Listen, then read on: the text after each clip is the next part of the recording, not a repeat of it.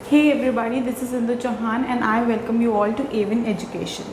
अब आज हम कंटिन्यू कर रहे हैं हमारा इंडियन कॉन्ट्रैक्ट एक्ट और जिसमें हम चैप्टर 1, 2 एंड 3 डिस्कस कर चुके हैं. Now we are coming up with chapter number 4. So chapter number 4 क्या है? Of performance of contract. मतलब ये कौन से सेक्शन से कौन से सेक्शन तक कवर होता है? That is section 37 to section 67. So हमारा चैप्टर नंबर 4 हम स्टार्ट करते हैं. चैप्टर 4 को क्योंकि ये हमारा एक बड़ा चैप्टर है तो हमने इसको बाइफरकेट किया है इन 6 पार्ट्स और हम 2 parts at a time discuss करेंगे. ठीक है. सो इनको किन 6 पार्ट्स में हमने बाइफरकेट किया है वो देख लेते हैं. नंबर 1 क्या है? Contract which must be perform. किन कॉन्ट्रैक्ट को आप परफॉर्म करेंगे ये हमें सेक्शन किसमें बताया गया है? 37, 38 एंड 39 के अंदर. ठीक है. By whom the contract must be perform. कौन है जो कॉन्ट्रैक्ट को परफॉर्म करेंगे वो हमें किस में दिया हुआ है? सेक्शन नंबर 40 टू 45 के अंदर. ठीक है. नेक्स्ट है time and place for performance. Means किस समय पे कौन सी परफॉर्मेंस यानी जो प्रॉमिस आप परफॉर्म करते हैं वो किस टाइम और प्लेस पे परफॉर्म किया जाएगा. उसके बाद में performance of reciprocal promise. Performance of reciprocal promise कैसे होगा? मीन्स अगर प्रॉमिस के बदले प्रॉमिस दिया गया है तो उनकी परफॉर्मेंस यानी कि उन प्रॉमिस की परफॉर्मेंस कैसे होगी वो हमें सेक्शन 51 टू 58 बताता है. फिर हम बात करते हैं एप्रोप्रिएशन ऑफ पेमेंट्स जो हमें सेक्शन 59 टू 61 बताता है. ये इंपॉर्टेंट है, एमसीक्यूज़ में बहुत बार क्वेश्चंस और मेंस में भी आए हुए हैं. ठीक है. फिर है हमारा next the contract which need not to be perform. कौन से कॉन्ट्रैक्ट्स हैं जिनको आप परफॉर्म करने की ही ज़रूरत नहीं है वो हमें सेक्शंस कौन से बताते हैं? 62 टू 57. ठीक है. सो हमने इनको क्या किया है? 6 पार्ट्स में बाइफरकेट कर दिया है और हम इनको डिस्कस करेंगे 2 एट अ टाइम. मीन्स सबसे पहले हम पार्ट 1 एंड 2 डिस्कस करेंगे, देन 3 एंड 4 डिस्कस करेंगे एंड देन 5 एंड 6 डिस्कस करेंगे. ठीक है. So let's start with the contract which must be perform. कौन से कॉन्ट्रैक्ट्स हैं जिन्हें आपको परफॉर्म करना ही करना है वो हमें सेक्शन 37 टू 39 प्रोवाइड करता है. सेक्शन 37 हमें क्या कहता है? सबसे पहले देखते हैं कि किन पार्टीज़ कौन सी ऐसी पार्टीज़ हैं जो ऑब्लाइज्ड हैं टू परफॉर्म दी प्रॉमिस. ठीक है. प्रॉमिस परफॉर्म करना है. बेसिकली क्या है? अग्रीमेंट्स क्या है हमने पढ़ा था. That is promise plus consideration is an agreement. And contract क्या हो गई? The agreement enforceable by law और कॉन्ट्रैक्ट. सो बेसिकली हमें परफॉर्म क्या चीज़ करनी है वो है प्रॉमिस. ठीक है. सो हम इनको कैसे परफॉर्म करेंगे, कौन लोग ऑब्लिगेट है इन चीज़ को परफॉर्म करने के लिए, ये हमें सेक्शन नंबर 37 बताता है. 37 क्या कह रहा है? Read it out. The parties to a contract यानी कि कौन परफॉर्म करेगा? Parties to a contract. Parties perform करेंगी. ठीक है. Must perform a promise. Promise को ज़रूर परफॉर्म करना चाहिए. अब क्या कर सकते हैं? क्या तो वो खुद से परफॉर्म कर सकते हैं और they can offer to perform यानी किसी को ऑफर कर सकते हैं टू परफॉर्म दैट प्रॉमिस. ठीक है. फिर हम बात करते हैं एक्सेप्शन. लेकिन ऐसी कौन सी कंडीशंस हैं जिसके अंदर जो परफॉर्मेंस ऑफ कॉन्ट्रैक्ट है या परफॉर्मेंस ऑफ प्रॉमिस है वो एक्सेप्टेड है. मतलब कि आप नहीं भी परफॉर्म करेंगे तो वो कब है? When it is excused by law. जब ये एक्सक्यूज्ड है. ठीक है. Under this law, under this act और एनी अदर लॉ, किसी और अदर लॉ में भी. नेक्स्ट हमें इस सेक्शन क्या बताता है कि कौन से रिप्रेजेंटेटिव किसके होंगे? पार्टीज़ के रिप्रेजेंटेटिव कब ऑब्लाइज होंगे टू परफॉर्म अ प्रॉमिस. ठीक है. कब होंगे वो जरा रीड आउट कर लीजिए. The promise binds the representatives in case of death of a promisor except the contrary appears in the contract. मतलब कि अगर प्रॉमिसर जिसको प्रॉमिस परफॉर्म करना है उसकी डेथ हो जाती है तो उस केस में उसके जो रिप्रेजेंटेटिव्स हैं वो कॉन्ट्रैक्ट को परफॉर्म कर सकते हैं. लेकिन अगर कुछ ऐसा होता है कि इवन आफ्टर हिज डेथ अगर वो कोई जो कॉन्ट्रैक्ट है वो परफॉर्म कर सकता था वो सिर्फ प्रॉमिसर ही परफॉर्म कर सकता था तो उस केस के अंदर तो भाई आप उसके रिप्रेजेंटेटिव्स को ऑब्लाइज नहीं कर सकते. लेकिन इन एनी अदर केस उसके अलावा कोई भी ऐसा केस होता है तो प्रॉमिसर के डेथ के बाद में उसके रिप्रेजेंटेटिव्स को आप बोल सकते हैं टू परफॉर्म द कॉन्ट्रैक्ट. ठीक है. अब इसमें हम एक एग्जाम्पल देख लेते हैं. क्या दे रखा है? A promise to deliver the good to be for a certain day on the payment of ₹1000. ठीक है. A dies before the day. अब इसमें क्या है कि ए ने क्या किया? प्रॉमिस किया बी को कि मैं तुम्हें गुड्स डिलीवर करूँगा 1000 रुपीज़ में एक पर्टिकुलर डे, मान लीजिए कल. ठीक है. लेकिन ए क्या होता है? आज मर जाता है. यानी कि उस दिन से, जिस दिन उसको डिलीवर करने हैं गुड्स, उससे एक दिन पहले वो मर जाता है। तो गुड्स डिलीवर करने में ऐसा कुछ है नहीं कि प्रॉमिसर ही कर सकता है, कि प्रॉमिसर के अलावा वो चीज़ कोई कर ही नहीं सकता। सो क्या होगा, इस केस के अंदर आप उसके रिप्रेजेंटेटिव्स जो हैं उनको आप ऑब्लाइज कर सकते हैं कि वो क्या करें, जो प्रॉमिस है उसको परफॉर्म करें, गुड्स को डिलीवर करें। और आप बी को बोल सकते हैं, यानी कि जो आपको क्या देगा, 1000 रुपीज़ देगा, उसको कह सकते हैं कि आप इन्हें पेमेंट, यानी ए के रिप्रेजेंटेटिव्स को गुड्स डिलीवरी का पेमेंट करें। ठीक है, सो क्या होगा, अब ए promises to deliver goods to B, okay, on certain day on 1000 rupees. A dies before a day. A's representative are bound to deliver the goods to B and B is bound to pay ₹1000. ठीक है, ये हो गया हमारा 37 हमें 3 चीज़ बताता है। सबसे पहला, कौन ऑब्लाइज है परफॉर्म करने के लिए प्रॉमिस को, दूसरा क्या एक्सेप्शन है, कब नहीं कर सकते, और तीसरा कि कब रिप्रेजेंटेटिव्स को आप ऑब्लाइज कर सकते हो टू परफॉर्म अ प्रॉमिस। ये हमें तीनों बातें हमें सेक्शन 37 में पता चलती है। अब हम बात करते हैं सेक्शन नंबर 38 की। 38 क्या कहता है, ये एक और है इस केस में, दैट इज़ द एक्सेप्शन। 37 का जो हम एक्सेप्शन की बात कर रहे थे कि कभी ऐसे केसेस के अंदर जब आप रिप्रेजेंटेटिव्स को ऑब्लाइज नहीं कर सकते हैं टू परफॉर्म द प्रॉमिस, उसका एक एग्जाम्पल है। जैसे कि इसमें क्या, इस एग्जाम्पल में क्या है कि ए ने बी को प्रॉमिस किया था कि मैं कोई भी सर्टेन डे पे मैं तुम्हारी पिक्चर बनाऊंगा। ठीक है, मैं तुम्हारी पिक्चर बनाऊंगा। अब उसने ये कहा, ठीक है, एक दिन पहले वो मर जाता है। अब इसमें क्या है, आप रिप्रेजेंटेटिव्स को ऑब्लाइज नहीं कर सकते कि अब यार अब वो तो रहा नहीं तो तुम उसकी पिक्चर ड्रॉ करो। नो, एक अगर कोई पेंटर का काम होता है या समथिंग कुछ पेंट करने का होता है तो जो वो इंसान करता है वही वो चीज़ कर सकता है। तो इस केस में अगर प्रॉमिसर मर भी जाता है तो आप रिप्रेजेंटेटिव्स को ऑब्लाइज नहीं कर सकते टू परफॉर्म दैट प्रॉमिस। ठीक है, फिर और आप ऐसे अगर प्रॉमिस परफॉर्म नहीं होगा तो जो कॉन्ट्रैक्ट है वो इन्फोर्स नहीं होगा। ठीक है, सो ये हमने इसका एक्सेप्शन भी देख लिया कि कब रिप्रेजेंटेटिव्स को आप लाइबल नहीं, मतलब ऑब्लाइज नहीं कर सकते टू परफॉर्म कॉन्ट्रैक्ट। ये हो गया 38। अब हम बात करते हैं सेक्शन नंबर 38 की। 38 और 39 जो सेक्शंस हैं वो हमें इफेक्ट ऑफ रिफ्यूज़ल बताते हैं 2 डिफरेंट केसेस में। 38 का क्या केस है, इफेक्ट ऑफ रिफ्यूज़ल किस केस में, to accept the offer of performance, मतलब किसी ने ऑफर ऑफ परफॉर्मेंस को रिफ्यूज़ कर दिया है। ऑफर ऑफ परफॉर्मेंस क्या होता है, जैसे मैंने आपसे कॉन्ट्रैक्ट किया और मैं आपको बोल रही हूँ कि मैं आपको ऑफर कर रही हूँ कि आई परफॉर्म दिस प्रॉमिस, लेकिन आपने उस चीज़ को ही क्या कर दिया, रिफ्यूज़ कर दिया, टू नॉट टू परफॉर्म। तब क्या होगा वो हमें सेक्शन नंबर 38 बताता है। पहले रीड आउट करते हैं।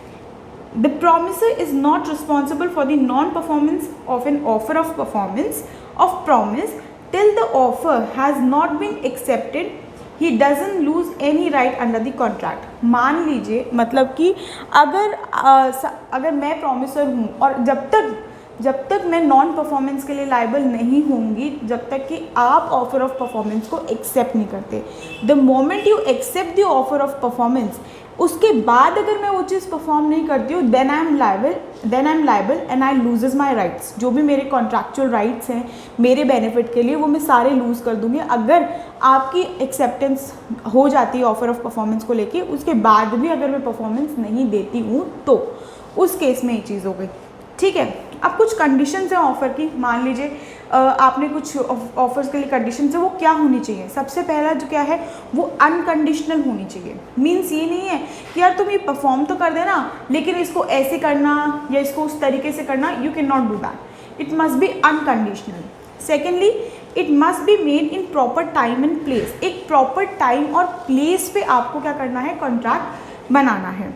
फिर क्या है, नेक्स्ट क्या है, if the offer is to deliver. हाँ, इसमें इसका मतलब क्या, पहले रीड आउट कर लेते हैं। If the offer is an offer to deliver anything to promise, the promisee must have a reasonable opportunity to see the things offered in the things which the promiser is bound by his promise to deliver. Means आपने कोई contract किया है, मैंने और आपने कोई contract किया जिसमें मुझे आपको गुड्स डिलीवर करने हैं। ठीक है, तो नेक्स्ट कंडीशन क्या बताती है ऑफर ऑफ परफॉर्मेंस की, वो ये है कि जब मैं आपको वो गुड्स डिलीवर करती हूँ तो आपके पास इतना रीज़नेबल टाइम होना चाहिए कि आप उसको जज कर सकें। मींस अगर हमने कोई भी गुड्स मैं डिलीवर कर रही हूँ, उसकी हमने कोई प्रॉपर क्वालिटी डिसाइड की है, प्रॉपर प्राइस डिसाइड की है, तो you must have a time कि आप जब वो आपके पास गुड्स डिलीवर हो तो आप उसको चेक करें कि ये उसी क्वालिटी के हैं क्या जो हमने डिसाइड किया था। तो इतना रीज़नेबल टाइम आपको मिलना चाहिए। ठीक है। सो 38 हमें क्या कह रहा है? सबसे पहले तो हमें ये कह रहा है कि जब तक प्रॉमिसर नॉन परफॉर्मेंस के लिए लायबल नहीं होगा, जब तक कि offer of performance is not accepted by the promisee, अगर जब तक वो एक्सेप्ट नहीं करता ऑफर ऑफ परफॉर्मेंस। सबसे पहली बात ये कहता है। दूसरा हमें बता रहा है कंडीशंस, कि कंडीशंस क्या होंगी। तो 3 कंडीशंस है। Number 1, it must be unconditional, कि कोई ऐसी कंडीशंस नहीं लगानी है आपको कि जो कॉन्ट्रैक्ट परफॉर्म करने में प्रॉब्लम करे। दूसरी, it must be on proper time and proper place, हमेशा टाइम एंड जो प्लेस है वो उसका प्रॉपर होना चाहिए। और तीसरी कंडीशन ये कि प्रॉमिसी के पास इतना रीज़नेबल टाइम होना चाहिए कि अगर कोई गुड्स उसको डिलीवर किए जा रहे हैं तो वो उनको चेक ऑन कर सके कि वो उसी क्वालिटी या व्हाटएवर जो भी हमने टर्म्स डिसाइड किए उसी प्रॉपर बेसिस पे हैं या नहीं। सो हमने कंडीशन डिस्कस कर ली। अब है अगर an offer to one of the several joint promises has the same legal consequences as the offer to all of them। Means अगर आपने किसी जॉइंट प्रोमिसेस है, मतलब कि बहुत सारे लोगों को जिन्होंने जॉइंटली आपसे कोई चीज़ ली है, तो उनके लिए भी सेम ही रूल एप्लीकेबल होगा। अब इसका एक एग्जाम्पल देख लेते हैं। ए ने कॉन्ट्रैक्ट किया टू डिलीवर बी, कि उसके वो वेयर हाउस पे 1 मार्च को 100 बेल्स ऑफ कॉटन भेजेगा ऑन अ पर्टिकुलर क्वालिटी, जो क्वालिटी उन्होंने डिसाइड करी। ठीक है। अब इन ऑफर ऑफ परफॉर्मेंस के लिए जो ए है उसने कॉटन जब डिलीवर करी बी को, तो बी के पास रीजनेबल टाइम होगा। ठीक है। ऑन बीज वेयर हाउस जब डिलीवर करी on the appointed day, then circumstances that B must have a reasonable opportunity of satisfying himself, कि ये उसी क्वालिटी की कॉटन है जो उन लोगों ने डिसाइड करी थी। ठीक है। सो बी के पास क्या होना चाहिए? एक रीजनेबल टाइम होना चाहिए। ये एग्जाम्पल हमें यही चीज़ बोलता है। ठीक है। सो हमने देख लिया effect of refusal of offer of performance क्या होता है। ठीक है। अब हम देखते हैं कि effect of refusal of a party, मतलब बाय अ पार्टी, अगर कोई पार्टी ही पूरे परफॉर्मेंस यानी कि पूरे प्रॉमिस को परफॉर्म करने से मना कर देती है, रिफ्यूज़ कर देती है, तो उस चीज़ का क्या इफेक्ट होगा वो सेक्शन 39 बताता है। पहले समझने से पहले रीड आउट करते हैं। If a party to a contract has refused to perform or disabled himself from performing his promise in its entirely, then the promisee must put an end to the contract. मतलब क्या है कि अगर आपने और मैंने कॉन्ट्रैक्ट किया है, ठीक है, मान लो टू डिलीवर अ गुड और किसी भी चीज़ को लेकर, तो और उस जिस दिन मुझे वो ऑफर ऑफ परफॉर्मेंस देनी है, करना है, और उसी दिन मैं मना कर देती हूँ कि I will not deliver the goods, या फिर कुछ भी ऐसा हो जाता है जिसमें मैं क्या करती हूँ कि अपनी परफॉर्मेंस को एंटायरली मना कर देती हूँ कि नहीं मैं ये चीज़ नहीं करूँगी, या फिर अपने आप को डिसेबल कर देती हूँ, तो क्या होगा? जो प्रॉमिसी के पास ये राइट होगा कि वो कॉन्ट्रैक्ट को एंड कर सकता है that moment only. For an exam except, कब ये चीज़ अब कब नहीं होगा? अगर he has been signified by words or conduct his acquiescence to ins continuance. मतलब कि इसका मतलब क्या है कि हम दोनों ने एक कॉन्ट्रैक्ट किया, उसमें मुझे आपको गुड्स डिलीवर करने हैं, लेकिन एक पर्टिकुलर डेट पे मैं आपको गुड्स डिलीवर नहीं कर पाई। समटाइम्स जेन्युइन रीज़न होता है जिससे प्रॉमिसर क्या करता है, कुछ कंडक्ट ऐसा दिखाता है that he want to continue that contract. ठीक है। अब प्रॉमिसी के पास क्या है? राइट है कि अगर वो मना कर देता है क्या तो वो कॉन्ट्रैक्ट को एंड कर दे, लेकिन किस केस के अंदर वो एंड नहीं करेगा? तब जब कि प्रॉमिसर कोई ऐसा कंडक्ट दिखाता है जिससे उसे लगे that he wanted to continue the contract, उस केस के अंदर आप कॉन्ट्रैक्ट को एंड नहीं करेंगे। ठीक है, ये हो गया। अब हम इसका एग्जाम्पल देख लेते हैं सेक्शन नंबर 39 का कि क्या है। अब ए एक सिंगर है, ठीक है, एक सिंगर है जिसने बी से कॉन्ट्रैक्ट किया है, जो कि मैनेजर है एक थिएटर का, कि वो क्या करेगा, 2 नाइट्स के अंदर क्या करेगा, वो उसके थिएटर में गाना गाएगा। ठीक है, किस पे? वीकेंड्स पे गाना गाएगा। ठीक है, और पर नाइट का वो 100 रुपीज़ उससे क्या करेगा, चार्ज करेगा। ठीक है। लेकिन जैसे ही 6th नाइट आती है वो अपने आप को एब्सेंट कर लेता है वहाँ से, कि यानी वो नहीं आता, वो नहीं आता। तो यहाँ पे बी जो मैनेजर ऑफ थिएटर है उसके पास क्या है, राइट है कि क्या वो क्या कर सकता है, जो कॉन्ट्रैक्ट को उसी टाइम एंड कर सकता है। ये राइट किसके पास है, बी के पास। ठीक है, ये हो गया हमारा एग्जाम्पल 39 का। सो हमने 37, 38 एंड 39 तीनों देख लिया। 38 हमें 37 हमें ऑब्लिगेशंस बताता है, 38 हमें क्या बताता है, effect of refusal for offer of performance, और 39 हमें बताता है effect of refusal for wholly not performing the promise. ये हो गया हमारा, क्या हो गया हमारा सेक्शन 37, 38 एंड 39। अब हम बात करते हैं नेक्स्ट हमारे सेक्शंस की, जो है 40 to 45। किस चीज़ के बारे में बात करता है, bye whom the contract must be perform, कि कॉन्ट्रैक्ट कौन परफॉर्म करेगा। मतलब इन सेक्शंस में आपको बहुत सारी वेरियस कंडीशंस दे रखी है, जिसमें आपको ये बताएंगे कि अगर ये कंडीशन होती है तो ये लोग कॉन्ट्रैक्ट परफॉर्म करेंगे। तो वो कंडीशंस क्या हैं वो सब हम देखते हैं वन बाय वन। सबसे पहले हम बात करते हैं सेक्शन नंबर 40 की, the person by whom the promise is to be perform, कि कौन प्रॉमिस परफॉर्म करेगा। ठीक है, पहले रीड आउट करते हैं। If it appears from the nature of the contract it was the intention of the parties that the promise contained in it should be performed by promiser himself, then such promise must be performed by promiser। मतलब क्या है इस चीज़ का, सिर्फ इतना ही मतलब है कि अगर कॉन्ट्रैक्ट के नेचर से आप ये चीज़ समझते हैं कि वो कॉन्ट्रैक्ट पर्टिकुलरली प्रॉमिसर ही परफॉर्म कर सकता है, तो जो वो कॉन्ट्रैक्ट है वो प्रॉमिसर ही परफॉर्म करेगा। जो प्रॉमिस ही है वो उसको कंपेल कर सकता है टू परफॉर्म द प्रॉमिस। ठीक है, फिर इसका एग्जाम्पल हम देखते हैं। अगेन हम एग्जाम्पल यहाँ पे पेंट वाला एग्जाम्पल है, पेंटर वाला। ठीक है, वो क्या कह रहा है, A promise to paint a picture for B. अगर पेंट करनी है तो A must perform the promise, कि ए क्या होगा, ऑब्लाइज होगा कि वही परफॉर्म करे, क्या करे, वही परफॉर्म करेगा प्रॉमिस को। ठीक है, सेक्शन 40 हमें ये कह रहा है कि कौन परफॉर्म करेगा। अगर प्रॉमिसर कॉन्ट्रैक्ट ऐसा है कि अगर प्रॉमिसर ही परफॉर्म करेगा तो प्रॉमिसर ही परफॉर्म करेगा। ठीक है, फिर हम बात करते हैं सेक्शन नंबर 41 की। 41 क्या कहता है, effect of accepting the performance by third party. मतलब क्या है कि अगर हम दोनों हैं, अपन दोनों ने कॉन्ट्रैक्ट किया है, मैं प्रॉमिसर हूँ, आप प्रॉमिसी हैं। ठीक है, लेकिन आपने क्या किया, मैंने आपको ऑफर ऑफ परफॉर्मेंस दी। ठीक है, for a due to reason आपने वो ऑफर ऑफ परफॉर्मेंस किसी थर्ड पर्सन के लिए एक्सेप्ट कर ली। मैंने कहा यार ये आपके लिए परफॉर्म कर देगा ये promise, and you accepted that कि ठीक है ये परफॉर्म कर देगा। तो लेटर ऑन अगर उस कॉन्ट्रैक्ट में कोई भी इशू आता है तो आप उस चीज़ के लिए मुझे नहीं बोल सकते, या मुझसे मेरे अगेंस्ट कोई सूट नहीं फाइल कर सकते, या मेरे को लाइबल नहीं कर सकते। ठीक है, अगर आप क्या करते हैं, किसी थर्ड पर्सन से वही ऑफर ऑफ परफॉर्मेंस के लिए एक्सेप्टेंस देते हैं। तो read it out, when a promisee accept the offer of performance for the third person, he cannot afterward enforce it against the promiser। यानी कि आप क्या करेंगे, मेरे अगेंस्ट उस चीज़ को इन्फोर्स नहीं करवा सकते। अब हमारी बात करते हैं सेक्शन नंबर 42 की। ठीक है, 41 कौन परफॉर्म करेगा प्रॉमिस, एंड 42 अगर आप थर्ड पार्टी से वो कर लेते हैं, क्या कर लेते हैं, ऑफर ऑफ परफॉर्मेंस एक्सेप्ट करते हैं। ठीक है, अब हम बात कर रहे हैं 42 की, that is डिवॉल्यूशन of joint liabilities.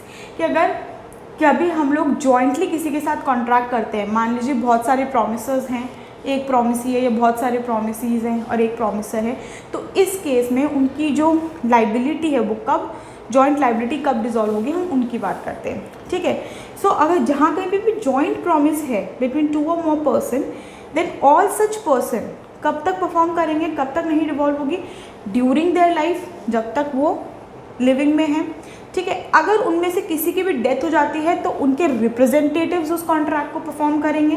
ठीक है, उसके बाद में या फिर उनके जो भी सर्वाइवर्स हैं वो उस चीज़ को परफॉर्म करेंगे। कब तक ये चीज़ चलती रहेगी, मान लीजिए सर्वाइवर मरने लगता है तो जब तक उनका लास्ट सर्वाइवर होगा तब तक वो कॉन्ट्रैक्ट क्या होगा, तब तक आप उस कॉन्ट्रैक्ट को परफॉर्म कर सकते हैं। यानी कि लाइबिलिटी एक के बाद एक पे चलती जाएगी।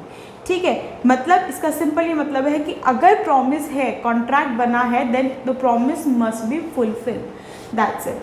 ठीक है, फॉर एन एग्जाम्पल आपने मूवी देखी होगी दे दनादन, उसमें अक्षय कुमार वो अर्चना पूरन सिंह का क्या होता है, मेड होता है। तो उससे पहले उसके फादर होते हैं जिन्होंने उससे लोन लिया होता है। मान लीजिए for whatever thought is there, उनके बीच में कुछ कॉन्ट्रैक्ट था, लेकिन उनकी डेथ के बाद में किसने परफॉर्म की वो कॉन्ट्रैक्ट, किसने परफॉर्म की वो चीज़, वो हमारी परफॉर्म करी अक्षय कुमार ने।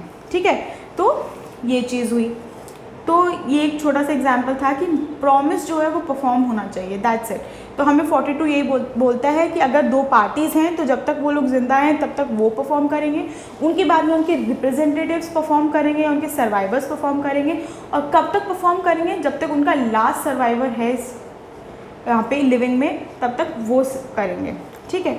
उसके बाद में हम देखते हैं सेक्शन, हमारा सेक्शन हो गया 42। अब हम बात करेंगे सेक्शन नंबर 43 की, that is any one of the joint promises may be compelled to perform। any one of the joint promises मतलब कि क्या होगा कि पहले एक बार रीड आउट कर दिए, क्या कहना चाह रहे हैं कि अगर बहुत सारे जॉइंट प्रोमिसेस हैं तो प्रॉमिस क्या कर सकता है, किसी भी एक जॉइंट प्रोमिसर को कंपेल कर सकता है टू परफॉर्म। जैसे कि wherever there is a joint promise between 2 or more person, दो से ज़्यादा लोगों में अगर के बीच में अगर कोई कॉन्ट्रैक्ट है, तो जो प्रॉमिस ही है कोई एक, अगर एब्सेंस, अगर अग्रीमेंट है, अग्रीमेंट में तो क्या होगा, रिटन में होगा कि ठीक है ये वाला ये परफॉर्म करेगा, ये प्रॉमिस से परफॉर्म करेगा, दैन इट्स फाइन। लेकिन अगर कोई भी अग्रीमेंट नहीं है तो प्रॉमिसी के पास राइट है कि वो किसी भी एक प्रॉमिसर को कंपेल कर सकता है टू परफॉर्म, ठीक है। No express agreement can compel any one or more of such promises to perform the whole promise, ठीक है। वो बोल सकता है किसी को भी, मान लीजिए मैं हूँ, मेरे साथ 2 लोग और हैं, ठीक है, हम 3 जनों ने आपके साथ कॉन्ट्रैक्ट किया, ठीक है। उसके बाद में अब आपका तो राइट क्या है कि आप हम तीनों में से किसी को भी, चाहे वो 2 हो चाहे वो 1 हो, किसी को भी बोल सकते हैं टू परफॉर्म द प्रॉमिस, और वो भी होलली। अगर अग्रीमेंट नहीं है तो, अग्रीमेंट है तो आपने पहले से डिसाइड कर लिया कि कौन सा पार्ट कौन परफॉर्म करेगा हम तीनों में से, देन इट्स फाइन। अगर कोई अग्रीमेंट नहीं है तो आप किसी एक को भी बोल सकते हैं टू परफॉर्म। अब प्रॉमिसेस के पास क्या राइट है, तो प्रॉमिसेस क्या है कि यानी कि हम तीनों क्या कर सकते हैं कि एक दूसरे से डिसाइड करके एक दूसरे को, ईच अदर को क्या कर सकते हैं, कंपेल कर सकते हैं कि हम इक्वली कंट्रीब्यूट करें, कि ठीक है हमें पर्टिकुलर प्रॉमिस परफॉर्म करना है तो हम इक्वली उस प्रॉमिस में कंट्रीब्यूट करें, ठीक है। अगर कोई लॉस होता है तो हम उसको क्या करें, हम उसको इक्वली शेयर करें, ठीक है। ये हो गया प्रॉमिसेस के बारे में, ठीक है। ये बात बोलता है that is each promiser may compel each other to contribute equally contribute करें, then sharing a loss equally in case of default of contribution. अगर कोई भी कॉन्ट्रीब्यूशन में डिफॉल्ट होता है तो आप लॉस होते हैं, तो अगर आप उन लॉस को भी क्या करेंगे, इक्वली शेयर करेंगे। अब इसमें एक एग्जाम्पल दे रखा है, सारे एक से हैं, जैसे कि ए क्या बोलता है, A B and C are promise to pay 3000 rupees, 3000 rupees पे करने के लिए बोला। D can compel A B और सी टू पे 3000 रुपीज़। तीनों में से, ए बी और सी में से डी किसी को भी कंपेल कर सकता है to pay 3000। He don't have any of burden कि वो पर्टिकुलर कि 1000 रुपीज़ वो ए से मांगेगा, 1000 बी से, no, he can compel any one to pay 3000, ठीक है। नेक्स्ट हमें एग्जाम्पल क्या बोलता है कि जो ए बी और सी हैं उन्होंने जॉइंटली प्रॉमिस किया डी को 3000 रुपीज़ देने के लिए, ठीक है।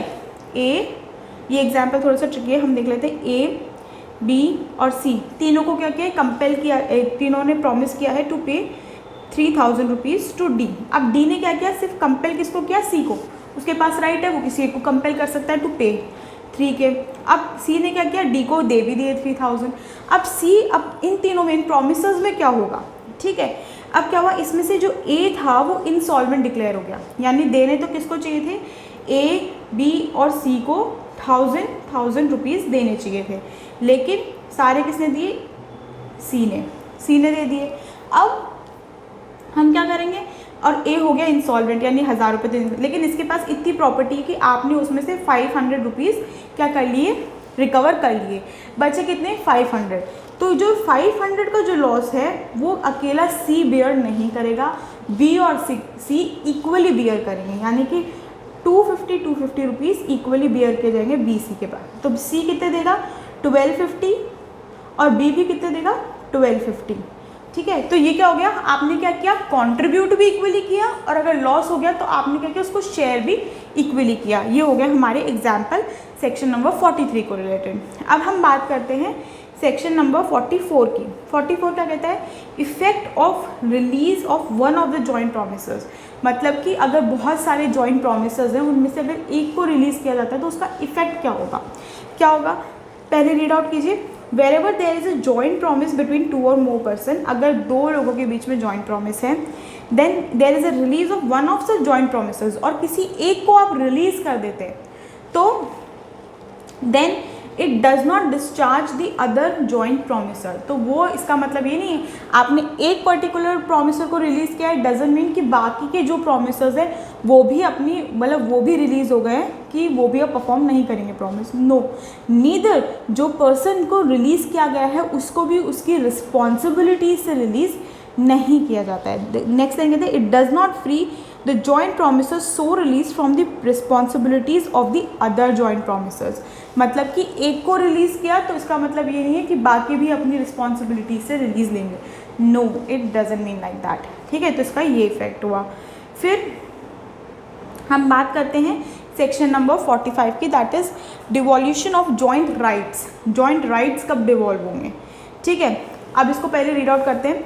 When a person has made a promise of two or more person jointly, then unless the contrary appears in the contract, the right to claim the performance rests as between him and them, with them during their joint lives after the death of them। again ये same है, वहाँ पे हमने joint किस में 42 में, that is 42, हाँ 42 में हमने क्या देखा था?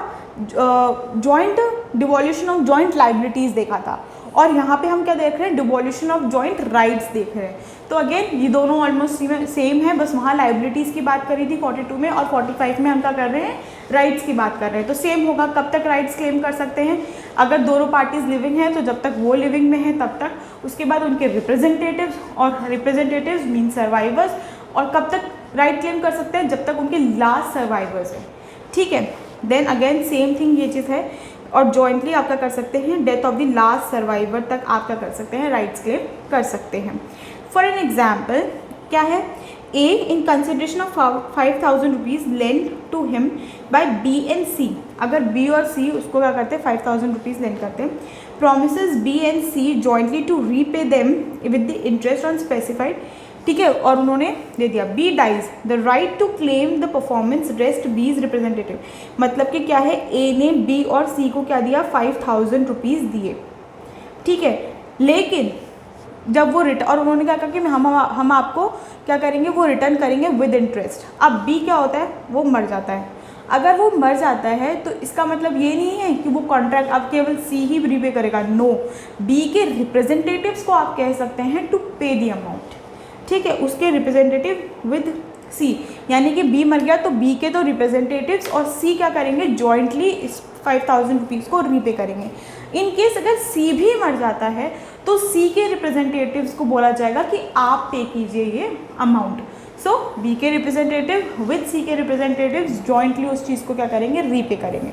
सो हमने देख लिया डिवॉल्यूशन ऑफ राइट्स। क्या देखा हमने? सेक्शन नंबर 40 से देखा। सेक्शन नंबर 40 हमें क्या कहता है कि कौन कॉन्ट्रैक्ट को परफॉर्म करेगा? क्या कौन करेगा? पार्टीज परफॉर्म करेंगी। ठीक है, सेकंड हमने देखा 41 में हमने देखा कि क्या देखा? इफेक्ट क्या होता है अगर आप थर्ड पार्टी की परफॉर्मेंस को एक्सेप्ट कर लेते हैं। 43 में हमने क्या देखा? डिवॉल्यूशन ऑफ 42 में हमने क्या देखा? डिवॉल्यूशन ऑफ जॉइंट लाइबिलिटीज़ देखा। 43 में हमने क्या देखा कि अगर कोई जॉइंटली प्रॉमिस कर सकते हैं तो आप किस को, प्रॉमिसी के पास किसको राइट है कि वो कंपेल कर सकता है किसी भी पर्सन प्रॉमिसर को टू परफॉर्म। ये हमने 43 में देखा। 44 में हमने क्या देखा कि इफेक्ट क्या होंगे अगर आप किसी भी एक प्रॉमिसर को, जॉइंट प्रॉमिसर्स में से किसी भी एक प्रॉमिसर को रिलीज़ कर देते हैं तो उसका क्या इफेक्ट होगा। और 45 में हमने क्या देखा? डिवॉल्यूशन ऑफ जॉइंट राइट्स। ठीक है, सो हमने दोनों पार्ट डिस्कस कर लिए हैं, that is contract which must be performed and by whom the contract must be performed means done with section number 37 to 45। अब नेक्स्ट हम डिस्कस करेंगे पार्ट 2। ये जो हमने डिस्कस किया था ये हम पार्ट 2 मानेंगे, ये हम डिस्कस करेंगे। ठीक है, okay, bye bye, take care.